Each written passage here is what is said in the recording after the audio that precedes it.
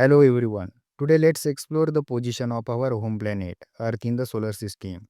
The solar system is our cosmic neighborhood. At its center is the sun, a giant ball of hot, glowing gas that provides the energy needed for life. Orbiting around the sun are eight planets, along with moons, asteroids, comets, and other space objects. Earth is the third planet from the sun, sitting between Venus on one side and Mars on other. This position is extremely important. Earth lies in a special area called the habitable zone, sometimes known as Goldilocks zone. Air conditions are just right, not too hot, not too cold. For a liquid water to exist on the surface, water is essential for life. And Earth's perfect distance from the sun make it possible for ocean, rivers and lakes to form. On average, Earth is about 150 million kilometers or 93 million miles away from the sun. It takes light from the sun just over 8 minutes to reach us. This distance, along with our protective atmosphere, keeps temperature stable and shields us from harmful radiation. Earth is also unique because it has the right mix of gases in atmosphere, mainly nitrogen and oxygen, allowing humans and animals to breathe.